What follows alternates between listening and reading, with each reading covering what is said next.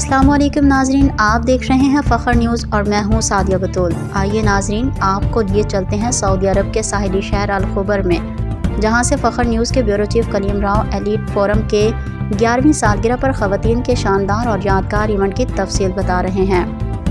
अल खुबर में elite forum ने अपनी 11वीं सालगिरह के मौका पर एक शानदार और रंगारंग तकरीब सजाई, जिसमें ख़वातीन और बच्चों की तख्लीकी, कारोबारी और कायदाना सलाहियतों को उजागर करने की जारी मिशन को मनाया गया।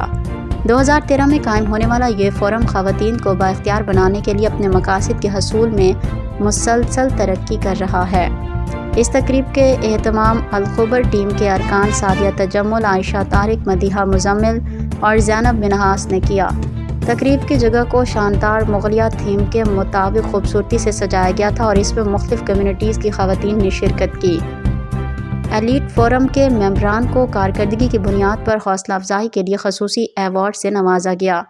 एवार्ड्स पाने वालों में सबा शाहिद, समीना हाशमी, अतीका याकूब, सादिया शेख, आशीष शहजाद और दीगर शामिल हैं। फोरम की बानी जवेरिया असद ने फ़ख्र न्यूज़ के ब्यूरो चीफ कलीम राव को अपने इदारे के मिशन के बारे में आगाही दी और 2013 से अब तक मुमलिकत में फलाही, समाजी, कारोबारी और तालीमी इक़दामात में एलीट फोरम की तरफ से कम्युनिटी की मदद के हवाले से कायदाना किरदार को उजागर किया। सामाईन को महसूस करने के लिए मुख्तलिफ तफरीही सरगर्मियाँ और खेल भी मुनाकिद किए गए।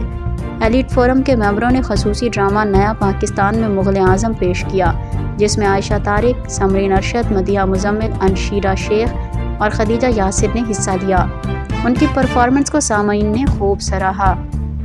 एलीट मेंबर जवेरिया तमीज़ की जानिब से मेहमानान को तोहफ़े भी पेश किए गए और अतिया याकूब ने इस मौके के लिए एक खूबसूरत केक बनाया, जिससे सालगिरह का लुत्फ़ दोबाला हो गया।